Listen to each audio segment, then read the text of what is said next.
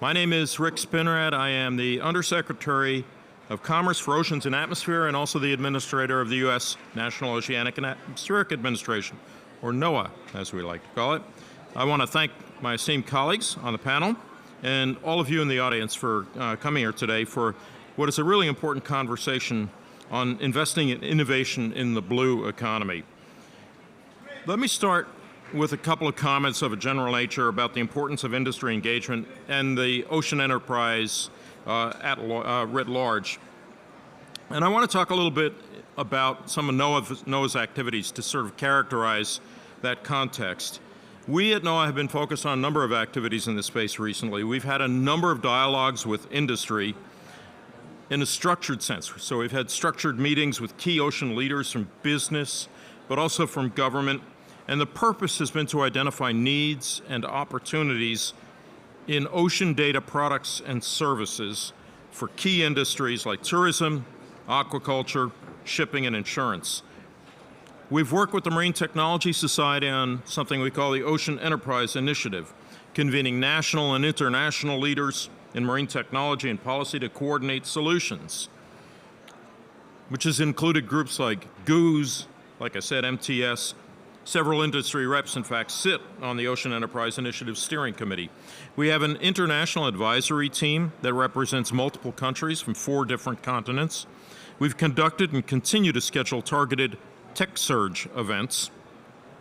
These are events that bring together industry, government, and academia to identify those needs and opportunities for collaboration in areas like marine biodiversity, artificial intelligence, and ocean minerals.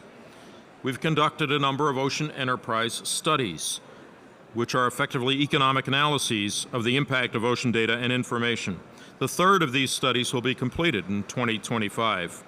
We have a catalog of benefits of ocean observing that we are developing using case and impact assessments of ocean data products and services for stakeholders and key industries. And beginning to mobilize this tool will start in the 2nd quarter of fiscal year 25. The tool is going to serve to highlight the critical contributions of ocean data and information to those key industries and stakeholders, providing a clear characterization of the environmental and social benefits.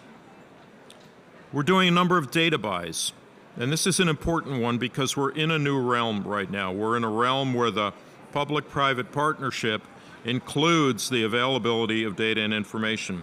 So we developed internally at NOAA official guidance on commercial data, on how to do data buys, best practices, considerations of how NOAA can continue working with private sector partners.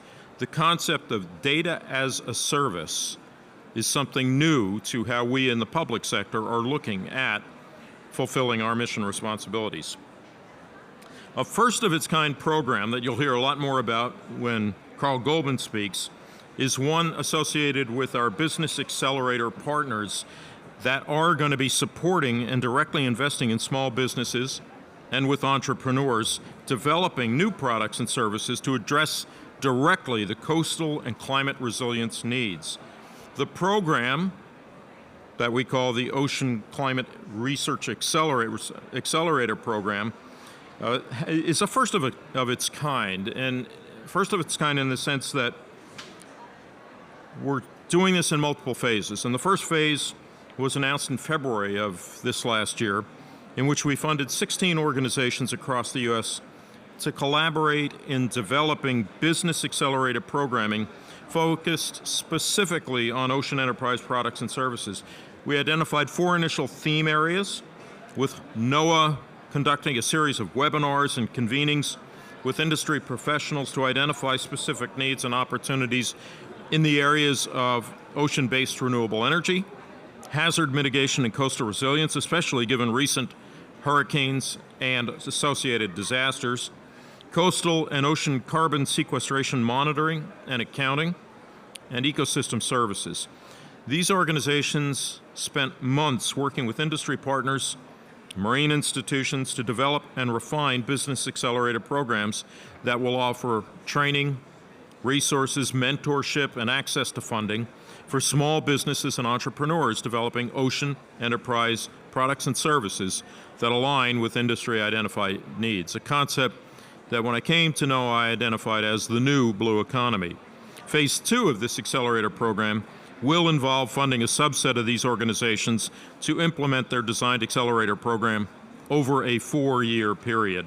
These accelerators collectively work with small businesses and entrepreneurs across the country to develop and commercialize their ocean enterprise businesses. We anticipate that we will be making a major announcement next month. We had hoped we would be making it here. We will be making it next month to identify the selected accelerator organizations.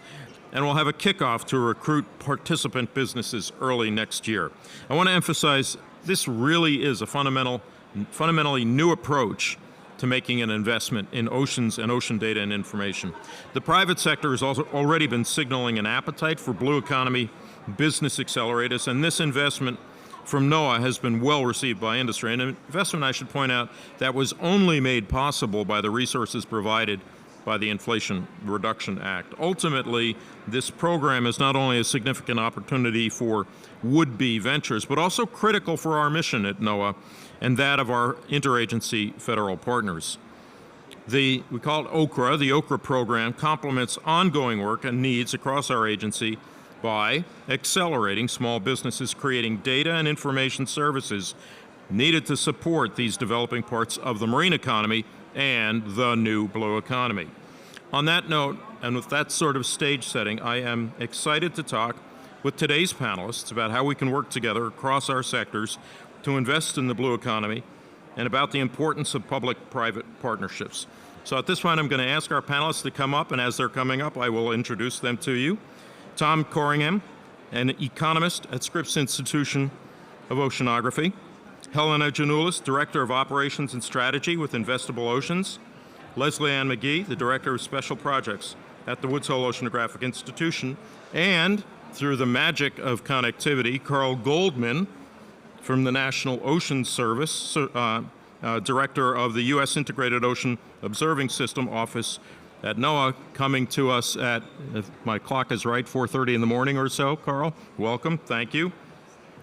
At this point, we're going to give each panelist an opportunity to provide remarks from the podium, followed by a question that I will be presenting to them. And then, after each of the 4 panelists has done that, and we've had the follow-up question, we will have a moderated discussion with some additional questions.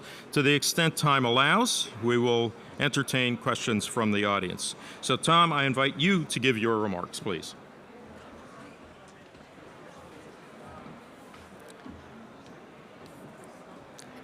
Great, thank you, Dr. Spinrad, and thanks everyone for being here. It's a real pleasure. So, again, I'm Tom Corringham. I'm an economist at Scripps Institution of Oceanography, and I'll be talking to you today about our Start Blue Accelerator program at Scripps.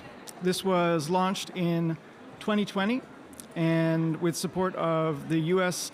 Economic Development Administration's Industry Challenge for the Blue Economy. This is in partnership with UC San Diego's Rady School of Business. And our accelerator program, as I mentioned, has been ongoing for 4 years now. It's based on 5 pillars: entrepreneurship training, building network connections, providing technical support, linking our members with industry mentors, and helping our startups with fundraising. This is a non-dilutive program, so we don't take any equity in our startups. We have a 6-month training program for these early phase startups. So we help with business plan development, we help our startups with developing a pitch deck and connecting with potential funders in the private sector, in the public sector, philanthropy.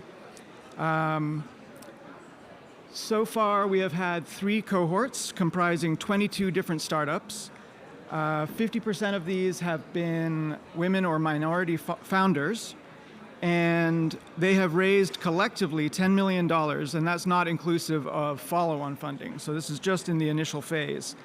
Our startups have focused on many different applications, including ocean observations, coastal resilience, ocean-based food systems, marine renewable energy, marine robotics, and then solutions for ocean pollution and ways to support marine biodiversity. So one of many examples, one of many of our successful examples is a company called CalWave, and they have developed a system for generating wave energy. And in this project, they were able to use the Scripps Institution of Oceanography's research pier, and also were able to deploy their technology using one of our research vessels. They have gone on now to acquire more funding, and they're working on a unit that will generate 100 kilowatts of energy. So that's enough to power 50 to 100 homes, but the application they have in mind is actually desalination, or that's one of the potential applications. Another example of one of our successful companies is Fjord Phyto, which does genetic sequencing of phytoplankton in Antarctica. And this builds on a long tradition of startups that have come through Scripps Institution of Oceanography, including Delmar Oceanographic, Ocean Motion Technologies, SmartFin, and the California Seaweed Company. So with that, just I'd like to recognize some of our funders, including NOAA, through the phase 1 of the Ocean-Based Climate Resilience Accelerator program. And there's a QR code here if you're interested in learning more about the program, or you can reach out to me directly at tomc@ucsandiego.com, ucsd.com. Thank you, .edu. Thank you. Thank you, Tom. Before you step down, if you want to stay up there for just a second, I did have a follow-up.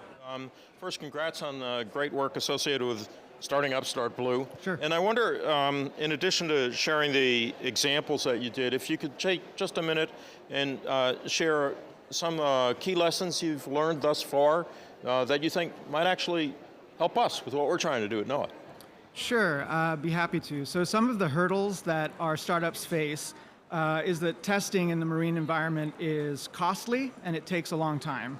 Also, there are permitting and regulatory barriers that are unique to ocean-based development. And so for a small startup, navigating that is challenging, and by connecting our startups with mentor networks, they're able to navigate those potential difficulties. Finally, it's hard for very new startups to find non-dilutive funding, that is funding that does not take equity from the company. So that's one of the approach that we're using to de-risk investment in ocean technology. As far as takeaways for how we've been successful, I would say connect the startups with industry early in the process, attend trade shows and conventions, and get the startups connected with industry associations. Yeah, very helpful. Thank you, Tom. Appreciate it. Next up, we've got Leslie Ann. The floor is yours.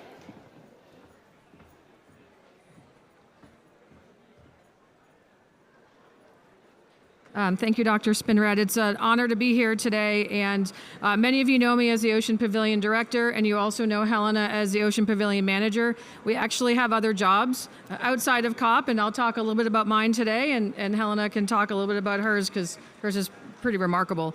So first of all, we want to welcome you all to the Ocean Pavilion. I know you've been here for a while and have seen a lot of great programs, and we're excited to bring this one to you today. So many of you know about Woods Hole Oceanographic Institution, but if you don't, we are located in Woods Hole, Massachusetts in the United States.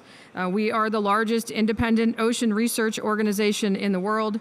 We've been leading ocean science and engineering since 1930, and we're coming up on our 100-year anniversary. So we will hopefully we'll see some of you in Woods Hole in 2030, where in alignment with some of the 2030 goals that have been articulated today, or this past week, as a matter of fact. So one of the things that's key about Woods Hole Oceanographic is we're not only a science organization, but we're an engineering organization, and I think those two must go together to make significant progress. So we ask key science questions and we engage technologies in the endeavor of doing that. And of course, we can't develop all the technologies, and in fact, it wouldn't be prudent to do so. So working with startups, innovators, folks frankly in garages in some place who have the craziest, neatest ideas is something that we have embraced at Woods Hole Oceanographic over the years. We operate two global research ships, as many of you know, the research vessel Atlantis, which is the Alvin mothership. I do have my Alvin socks on today, and the RV Neil Armstrong. In addition, we also operate hundreds of remotely operated and autonomous vehicles, and that has provided us a growing focus on industry and other partnerships to tackle global problems. It also allows us to expand our footprint in the public outreach and communications, because it's really important that we go find these technologies and these technologists and these innovators. They're not always going to come to us. So I was asked to reflect on our experience with NOAA's ocean-based climate resilience accelerator, of which we were an awardee, and thank you very much. In our proposal, we propose to marry our entrepreneurial training that we have at WHOI with the resources of our flagship academic institutions, not only ours, but others around the world, and our industry partners to support early stage companies taking their products through development and onto the market, and to combine our institutional capacities, our facilities, our domain knowledge that can enable, develop, and accelerate the technologies into market-ready products, services, and processes. As many of you know, we operate and manage the NSF's Ocean Observing Initiative, and I would suggest that probably about half of the technologies that we use on that global enterprise are commercial, off-the-shelf technologies. They're also technologies that have been developed locally and also by our technologists. So we will take whatever technologies we can generate and develop in order to investigate the ocean so that we understand the role that it plays in climate. Our NOAA program has partners with Babson College, Analog Devices, National Instruments, a bank called First Horizon Bank, and our Propeller VC. And we link the research, development, demonstration, deployment, and manufacturing with, to match NOAA's resilient goals, which is important to us. And I'm going to probably answer your question ahead of time, sir, because I anticipated it. So we have had some challenges in developing technologies with startups. Some of them are listed here. Startups do struggle to keep up with advancements in electronics, sensor technologies, and robotics due to limited access to cutting-edge technologies and expertise. Testing marine techniques in the real-world ocean environments is very expensive and logistically very demanding, complicating the validation and refinement of those technologies. We at Woods Hole Oceanographic provide a number of different facilities and test beds, both on land, in our test tanks, on our test wells, on our docks, out at our Martha's Vineyard Coastal Observatory, to allow testing of robotics and other sensor technologies. But it's expensive and it's complicated to get there, and we can help make that happen. Obviously, as Tom said, navigating the intricate permitting processes is just a whole nother world, and having been a regulator for part of my career, I understand both sides of the table on this. However, it definitely does impinge on that technology development. It increases the costs, which can deter potential investors, which is important. There are funding gaps, serious funding gaps that, Helena's going to talk about how they're working on filling those. Securing adequate funding remains a significant challenge, partially due to these, quote, valley of death phase between the prototyping and the commercialization. So making that leap between prototyping and commercialization is a real issue for innovators, especially those that you find in places like garages or someone that just has a crazy idea. I do remember when I was working at WHOI's Center for Marine Robotics years ago, we had our entrepreneurs forum, and we had this young gentleman come with this boogie board that he had essentially strapped a camera to. And we had the Deputy Assistant Secretary for the Navy there for autonomous systems. And he said to the young gentleman, well, what do you plan on doing with this technology? And the young gentleman said, I don't know, we thought it was kind of cool. And of course, the Navy gentleman, the Navy DAS was like, oh my gosh, I can see how rapid deployment of a robotic technology across the top of waves could be really helpful to their particular interest. And just by making those connections, I think they ended up investing in that young gentleman, which was not really what he was looking for. He just wanted someone to see his cool technology. So, and that was really impressive to us. A few other additional challenges that we've had. Lack of climate metrics, that is a key one. Startups face really huge difficulties in quantifying their impact on climate resilience, and that can be crucial for securing grants and partnerships. And the accelerator should focus on providing this guidance, and we aim to do that. There are insufficient resources for customer product delivery and discovery that leaves startups disconnected from end user needs. leading to misalignment with market needs. And that can be a key valley of death as well, even though it might not be a technology valley of death. The perception of a fragmented ecosystem, a lack of a cohesive mentorship and industry partnerships isolates startups, and we need to better orchestrate that through these accelerators. And probably lastly, many startups struggle to design scalable business models that balance profitability with long-term environmental sustainability. And of course, I just said lastly, but I was lying, talent and workforce development is key. Recruiting skilled talent is challenging due to limited resources, as marine industries definitely prefer proven technology over innovative solutions. At the Center for Marine Robotics at Woods Hole Oceanographic, we found specifically that, for instance, the oil and gas industry was particularly concerned with us putting our nascent technologies anywhere near their resident systems because they had their mission and their business objectives. However, we are advancing climate technologies into this blue economy.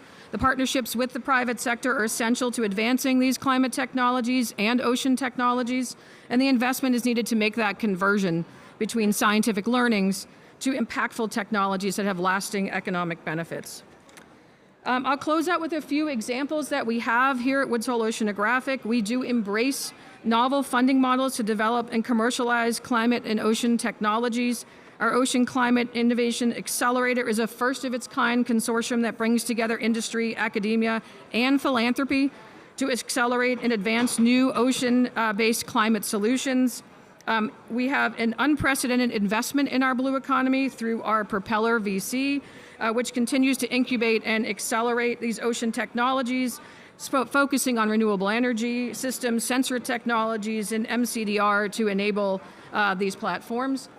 See Ahead is another aspect that we partner with. It's an organization that we've been partnering with since they were first conceived about 7 or 8 years ago. And their Blue Swell competition has taken in some of our own technologies to help them accelerate further, which has been really, really key for us.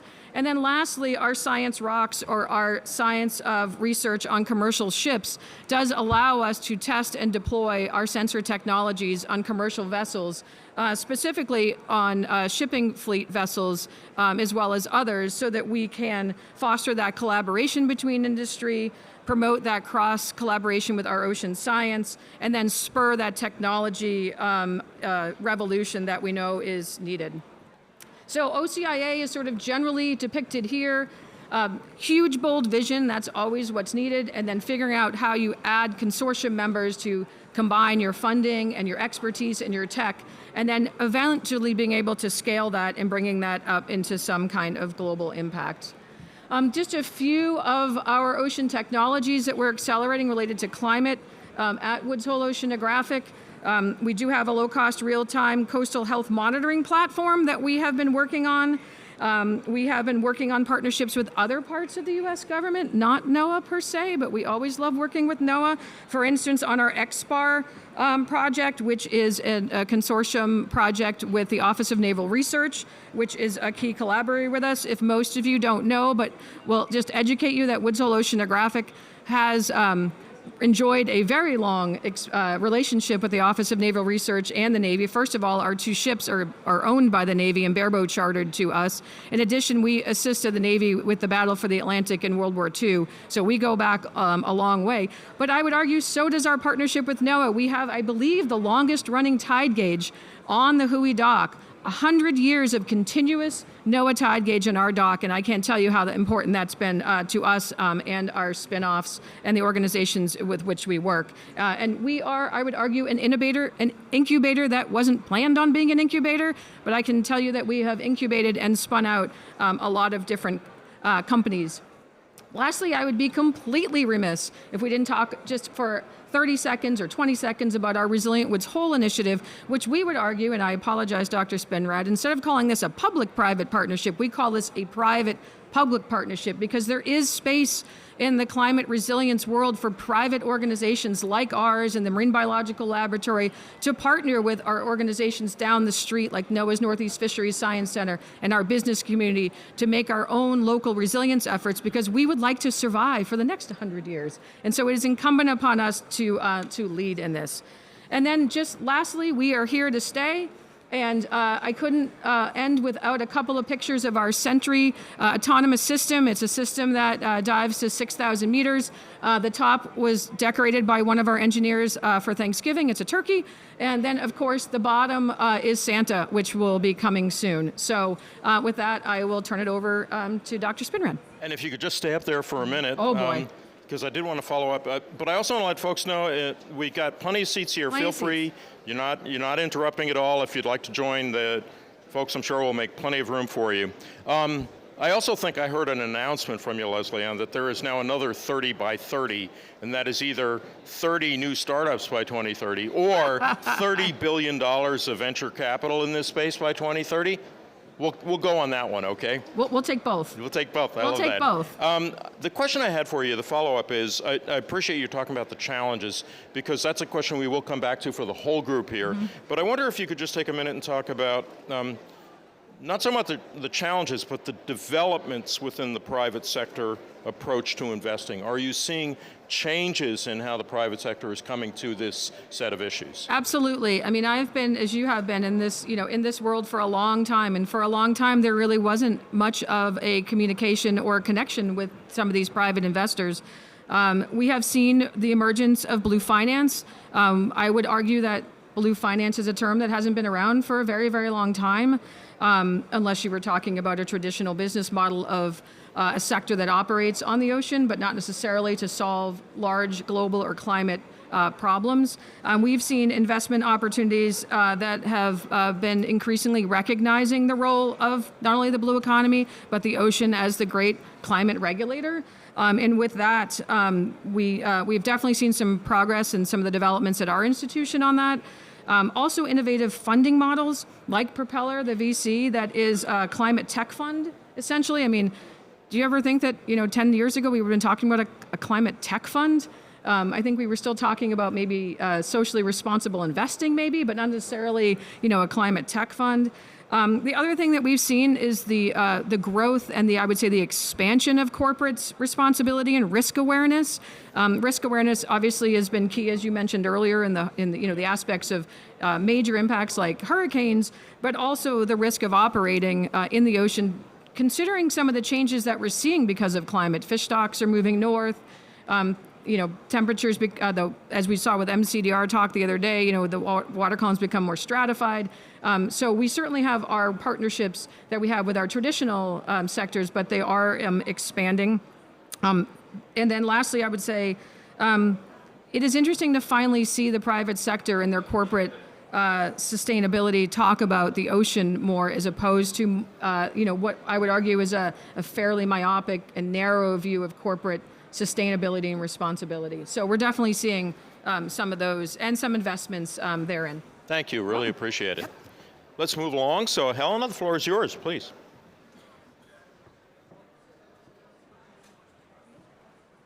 Thank you, Dr. Spinrad. Really excited to be here today and join this panel of esteemed ocean colleagues and friends, which is very exciting. As Dr. Spinrad said, I'm Helena Janulis. I am the Director of Operations and Strategy at Investable Oceans.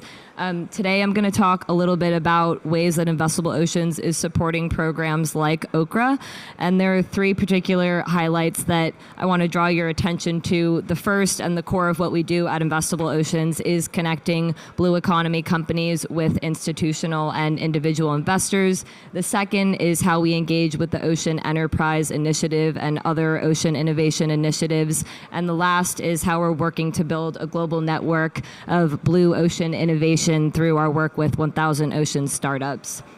So at Investable Oceans, our goal is to accelerate market-based sustainable ocean investing across all asset classes and sectors of the blue economy. So our primary focus is really connecting early stage companies that come from a broad array of disciplines, which you can see on the left, with a wide variety of investors, which you can see on the right.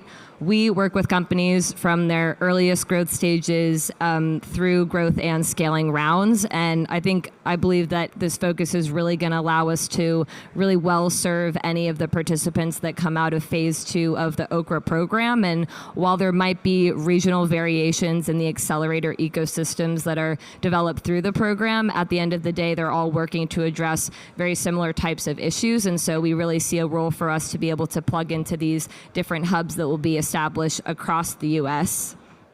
In addition to our core activities of raising capital and providing companies with investors, we also engage in a bunch of research and develop reports. So for example, we partnered with the High Net Worth Investment Syndicate, CREO, to author a report on how blue economy funds are approaching impact measurement and management, or IMM.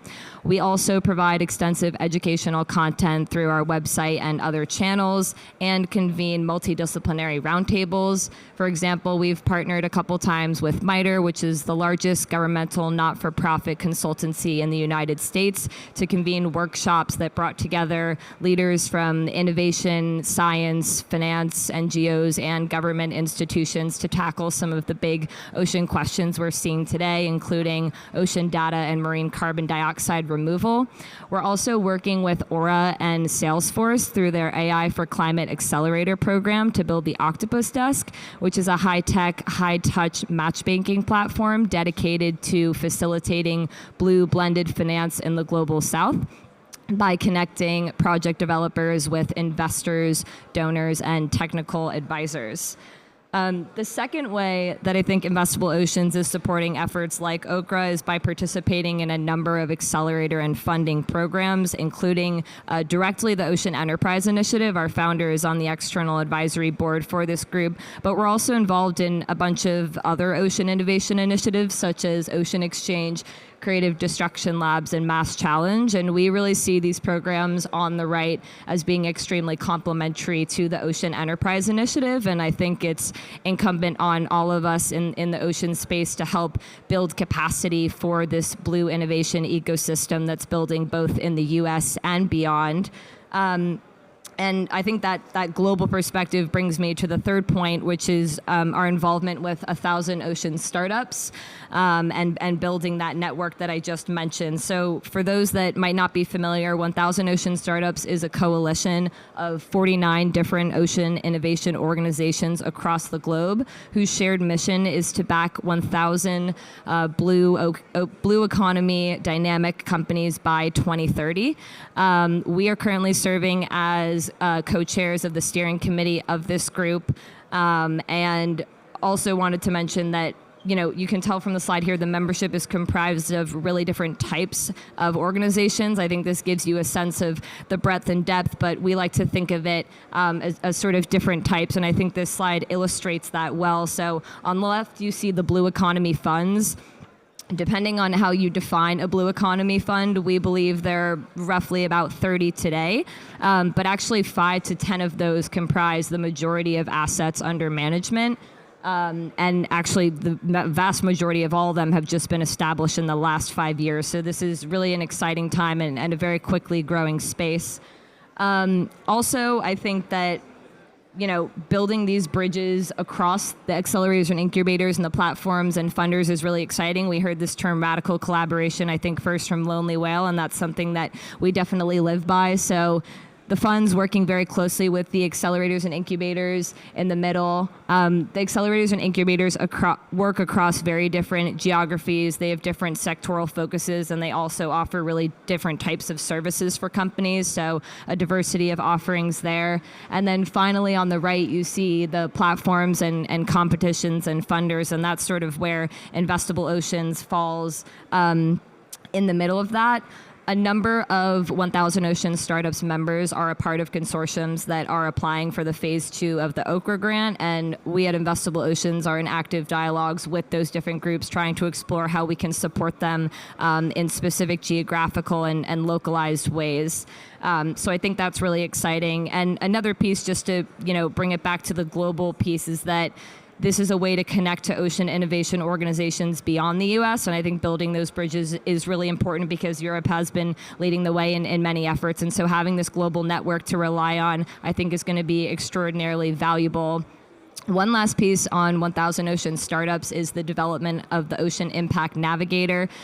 This is the development of 30 KPIs specifically for blue economy startups, which is very exciting. We didn't have something until about 2 years ago when this was first released, and we're starting to see a lot of emerging startups using this to develop their impact measurement and management strategies, and then importantly having ways to actually communicate their impact and their work to LPs and other important stakeholders.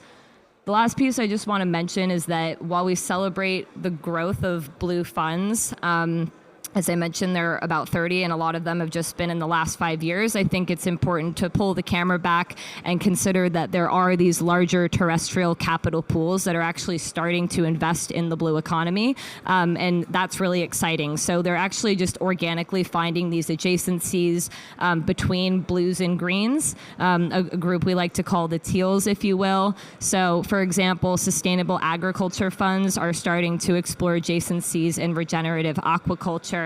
And I think it's really important there, and Investable Ocean specifically, it is a strategic goal of ours to broaden that investor base and bring those greens into the blue, because we really think that's going to help power the growth of the various OCRA communities that will be established through this exciting program. Thank you. So Helena, I want to focus on the fact that this is largely an audience made of, I would argue, technocrats, people who are coming at this from what is the art of the possible from a scientific or technological standpoint. You're looking at this through the lens of an investor. Mm-hmm. And I'm wondering, specific to the OCRA program, if you could comment on what you think is, again, from an investor's perspective, the most important feature or aspect of OCRA. Yeah, definitely. So I think programs like OCRA play a really vital role in preparing companies and entrepreneurs to actually go to market. So, the technical expertise, the mentorship, the advisory services will really allow these companies to effectively raise capital from market-based investors and also answer questions that they will undoubtedly get from a variety of investors and funders alike. In terms of what investors are really looking for, I think there are a few key things. The first is a strong management team, which demonstrates the ability to execute. The second is, of course, a compelling idea and business proposition that is viable. Third, I would say a large addressable market that will actually allow the company to generate meaningful and positive impact in different ways. And then I think lastly, and perhaps most importantly, is the company making progress against its stated goals, especially when it comes to the acquisition of paying customers. Yeah, thank you. I was going to ask, what are you looking for? So I appreciate you answering that one too. Thank you so much. Thanks. So now, through the miracles of modern technology, we will reach back 9 time zones and hopefully get Carl back on the screen. And you've had your coffee this morning, Carl, so the floor is yours. Thank you, Dr. Spinrad. Thank you, everyone, for having me. And Carl is muted. Can you hear him? I am. Okay. How about now? Hello, everyone. Can you hear me? Testing. Can you hear me now? Yeah, you're coming in fine. Thank you. All right. So I can't think about a better way to start my day. It is a bit early here, but it's been a great panel so far. My name is Carl Goldman. I'm director for the U.S. Integrated Ocean Observing System Office, which is located within the National Ocean Service part of NOAA. We call that IUS in case I slip into pronouncing the acronym rather than the full name later in the presentation. Within the National Ocean Service, we are investing significantly in resilience and growing the ocean enterprise and the blue economy. NOS provides foundational ocean, coastal, and Great Lakes data, predictions, and information services that society uses to make decisions every day. Next slide, please. We do this across a range of mission areas from safe navigation, commerce, safety, and security, as well as management and planning decisions for land use, recreation, and conservation. NOS has a new strategic plan that aligns directly with NOAA and Department of Commerce goals as well. We are bolstering resilience while we are accelerating the growth of the ocean enterprise and the blue economy. Within the U.S. IUS office, we are working across NOS programs, other NOAA line offices, and with partners to advance science stewardship and services. We do this through the IUCE regional associations and with other partners and programs within the ocean enterprise. And what do I mean by the ocean enterprise? We've got a definition we've published, so I want to read that real quick for you so you understand what we mean when we say it. All entities in the public, private, nonprofit, research, and academic sectors that provide infrastructure and capacity for ocean observation, measurement, and forecasting, or who deliver operational ocean information, products, and services. So that's a key group of players that you've been hearing all about in this session so far. So I don't need to go too much deeper into that. I am going to dig into a few more details that are on this slide that we have in motion in the coming months. That go back one, please. That Dr. Spinrad already mentioned, but give you a few more details. For the Benefits of Ocean Observing catalog or book, that is a UN decade endorsed action, and it's an important new tool to capture use cases of ocean observing with specific emphasis on end users and their choices. And this is where the real value is true value is realized. So we've built an online searchable GIS tool integrated with the Digital Commons publishing tool to make a structured repository for all of our community to use. And each use case will in effect be a publication. So people that are involved with developing the tools and technologies and observations that go into a use case that might not typically write papers might be able to get some level of credit for the work that they do. And that's something that involved within the workforce development realm, where we're hoping to give more opportunities for people within the value chain to take credit for the successes. So that tool, to get at the real impacts, we need to evaluate the business's safety and security decisions being made within the enterprise. So we want dozens, then hundreds, then thousands of use cases that we can give to economists to use for valuation studies to get to real return on investment information for the value chain. So that tool, as Dr. Spinrad mentioned, will be mobilized and we'll start really using it in January of 2025. And we're hoping to spread it across the globe and let multiple nations, global ocean observing system partners and companies and programs across the globe to use that. And we're really looking forward to that. The Ocean Enterprise Study is another thing we've done within the United States to analyze the provider companies and intermediary companies within that value chain. The end users that book is going to get at is the hardest part. We started with a little bit easier, trying to understand the companies in the US that do this type of work. We did a study in 2015. We did another study in 2020. The number of companies in the US in the provider and intermediary space was 500, and it went to 800 in 5 years. The revenues were 7 billion, and it went to 8 billion within the first 5 years from 2015 to 2020. So we're conducting a new study in 25, continuing the same process as the last two. So we'll have 3 years of information starting to get at trends for real. And we're really looking forward to that. So look out for that next year. And then finally, you've been hearing all about accelerators and incubators and what they do. And it's really an exciting way to advance business development and ocean and coastal resilience solutions at the same time. With respect to the accelerators program that we're working on, we will be directly funding small businesses and entrepreneurs with non-dilutive funding around the country. This will directly benefit them and serve as seed funding to catalyze and invite further private sector funding and commercialize new products and services faster. It's been great to hear the talks today about how that works with folks who really know how to do that work. The follow-on benefits we think will be even greater as they serve to increase ocean and coastal resilience, reduce risk, and support operations that rely on ocean data and information. Federal investment in these efforts is already attracting private and NGO funding entities to come to the table as well. We're excited to implement the program over the next 4 years, and we'll be pushing innovation and technology experts together with scientists and government programs to find solutions to our global, regional, and local challenges. We're looking forward to finding new ways to innovate with accelerators to deliver solutions in this arena. Next slide, please. So my final slide, I'm landing with a couple of QR codes. We've got a full description of our Ocean Enterprise activities on the NOAA website, and we've got a link to the Benefits of Ocean Observing catalog if you want to learn more about that. And back to you, Dr. Spinrad. Yeah, thank you, Carl. I think one thing that's become very clear in these brief discussions is that the blue economy is clearly growing and also evolving quite rapidly. And so I wonder if you might just take a minute and talk about, in addition to funding and supporting things like accelerators and OCRA, if you could let the audience know what are some of the other activities that NOAA is currently undertaking to support blue economy and the ocean enterprise. Sure. One of the things that we do across the board in the sort of research to operations ecosystem, which is a cyclical process and iterative, is work with communities of practice to advance the uptake of new technologies, agree on best practices and standards, work on data management and interoperability, and co-develop services to meet user needs. And you've heard some examples of that today, even the example of the boogie board with the camera on it.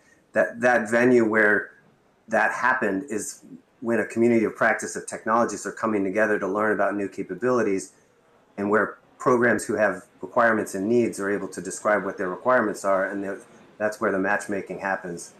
But curating a community, for instance, around underwater gliders, we have an underwater glider users group now, UG2 it's nicknamed, who meet every month in a virtual sense, and then every 18 months in an internationally invited meeting, where they, the operators who have problems and understand what it takes to actually pilot these vehicles, and then the scientists are getting together to understand the next gaps in information and how to get the gliders where we need them to be, and working all the way cradle to grave in terms of data to archive so that the users can get that data at near real time, but also use the data again and again because it's in the proper place for the future. So that's one example we use. Another is the dialogues with industry that you mentioned earlier. The Marine Technology Society has been leading that with us. From the first round of structured dialogues, we've got action pathways. And just coming up in the next months, there's a harmful algal bloom series of virtual webinars planned starting January 15th. If you go to that website of ours, it'll link you to the MTS web pages as well. January 15, January 29, and February 12, 3 different webinars that are dialogues with industry specifically on harmful algal blooms. So those are a few examples to get at your question. Actually. Yeah, great. Thank you. That's really helpful. We're now at the point where we're going to take a few minutes. There are a couple of general questions I'd like to throw to the panelists. In terms of choreography, let me put the question out, and then I'll give each of you a chance to respond, including you, Carl. And I want to start with one that actually, Leslie Ann, you kind of hinted at, and it deals with the hurdles or the challenges. And I would frame it this way: given our increased reliance on ocean and coastal data and information to underpin the economy, what are those hurdles or challenges to innovation and technological advances? And to the extent you can, how can programs like OCRA lower some of those hurdles as well? So let me first ask Leslie Ann, you gave a little bit of a perspective on that. Would you like to elaborate a little bit? And then I'll turn to you, Helena, and then Tom, and then Carl, please. Sure. I mean, I don't necessarily think that our experience with the hurdles is unique in that sense. I guess for us, I will start by saying that we typically ask a science question, and our scientists and our technologists move to figure out ways to answer that question. And so oftentimes what we're not doing per se is looking to be entrepreneurial. That's not the starting point, correct? The starting point is, what is MCDR, and how do we monitor, manage it? How do we see if it works? I mean, we ask these sort of big questions, and for us, what comes out of that at times, and very successfully at times, are commercializable technologies. I remember speaking to one of my colleagues, a scientist at the institution, maybe about 6 or 7 years ago, and we were at World Aquaculture Forum in one of the conferences, and she was presenting some of her engineering work, and I said, wow, you're being very entrepreneurial, and she said, I don't like that word. And I would say 6 or 7 years ago for her, of course, by the way, she went on to start a company later on, but I think that at times the hurdles are often themselves, in the sense that not all scientists or engineers view themselves as business people. And so while we had the list of sort of generalized technologies, hurdles, I'm just giving you maybe more perspective of some of the things that we have seen. And I think that at times, I wouldn't say that being entrepreneurial or starting a business has been a dirty word per se, but it is not the way that a lot of scientists and engineers, at least at our organization, have gone into this process.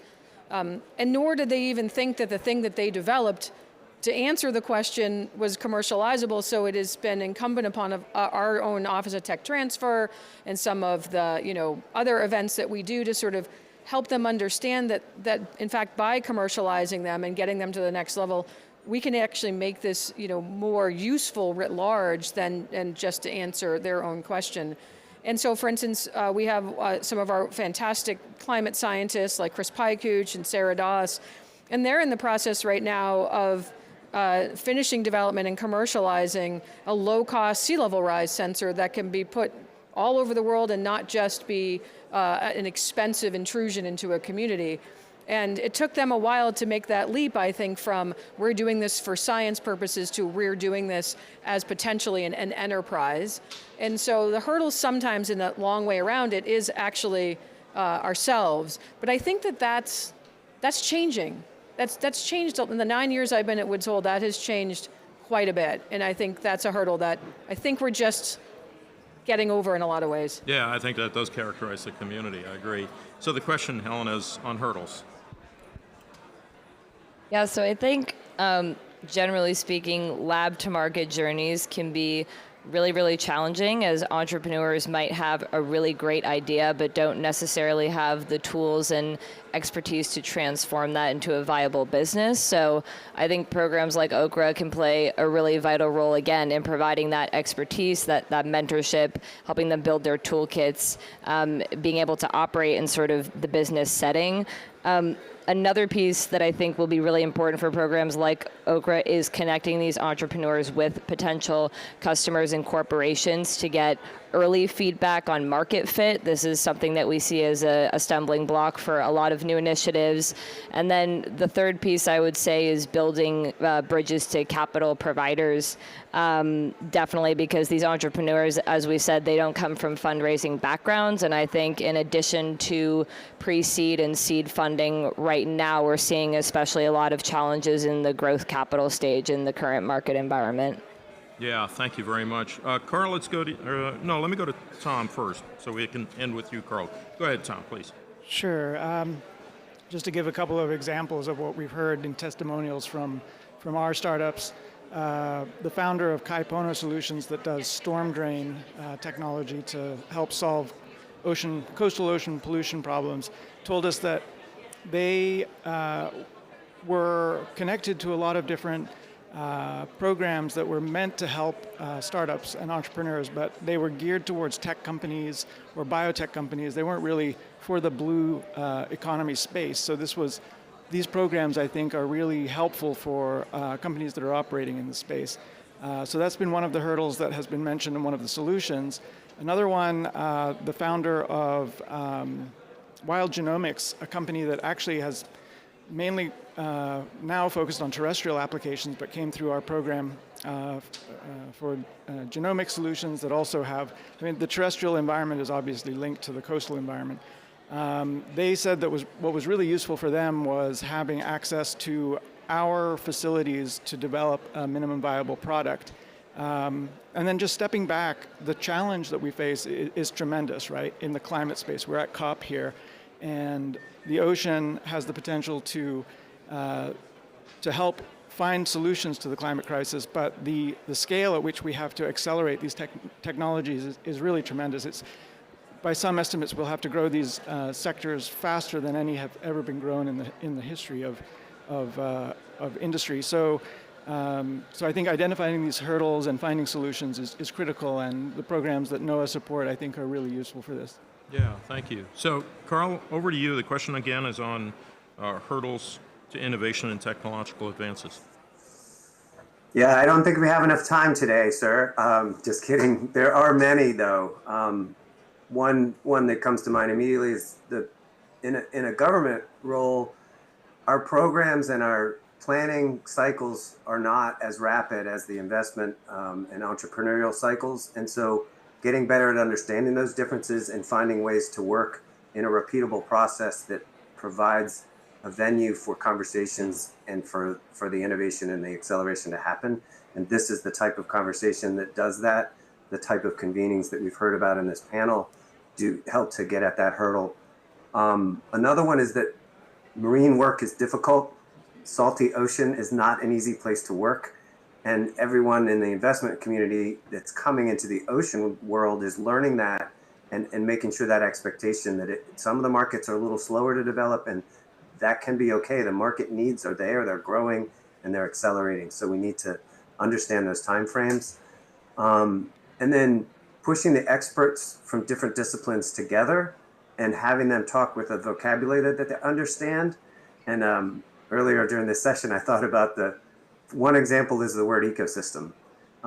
5 years ago, I only used that word thinking about the environment and how the ecosystem interacts and moves along and how humans are part of it, and it's changing and we need to monitor it. But when you're in the business accelerator community and they use the word ecosystem, they're talking about the people and the players and the investors and the technologies, and they don't mean the environment.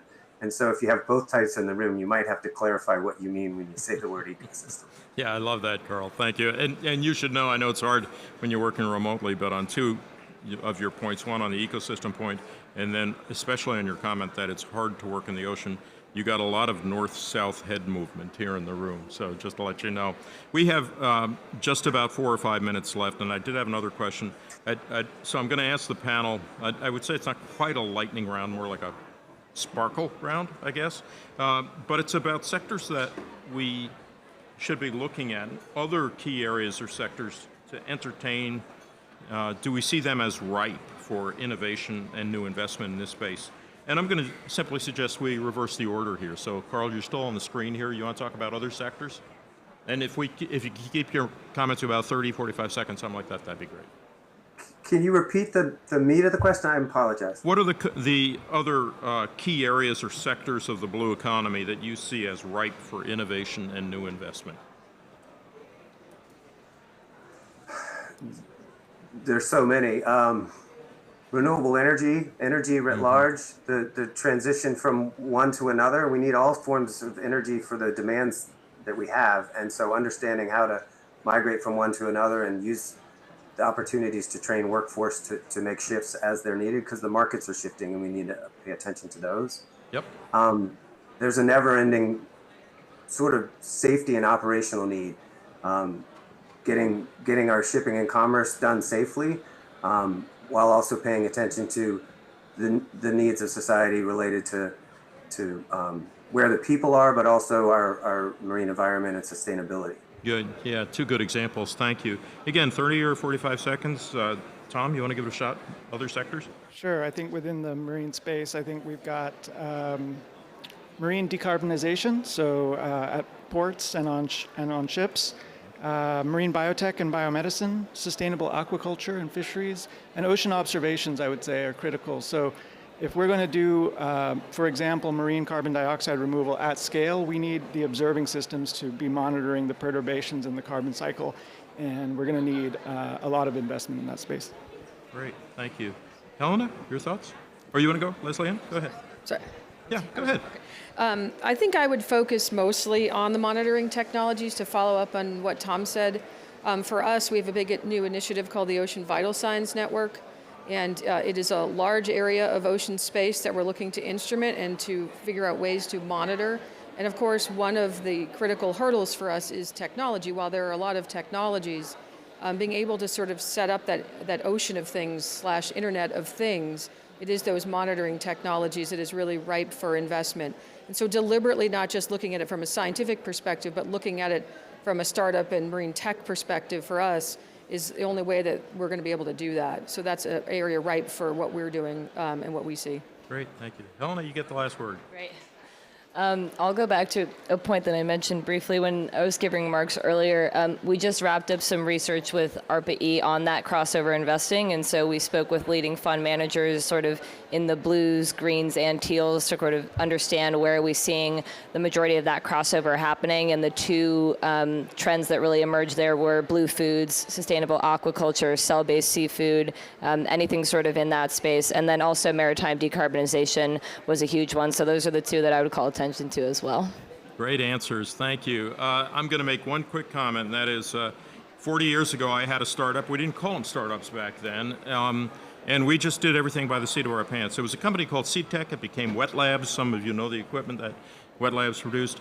And in thinking about all of your responses, and they are so thoughtful and so insightful, thank you. I realized we could not have had this discussion 20 years ago, maybe not even 10 years ago.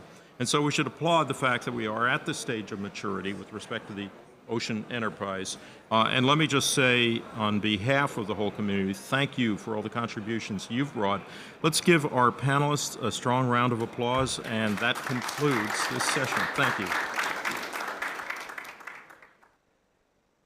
We'd like to also just remind folks that we're having an Ocean Day celebration tonight. There we go. Well, you'll see the wonderful Dr. Spinrad at from 6 o'clock to 8 o'clock. So rejoin us, get a bite to eat, and we'll close COP with a bang. Look for innovations in adult beverages, right? Great. Thank you all. Appreciate it.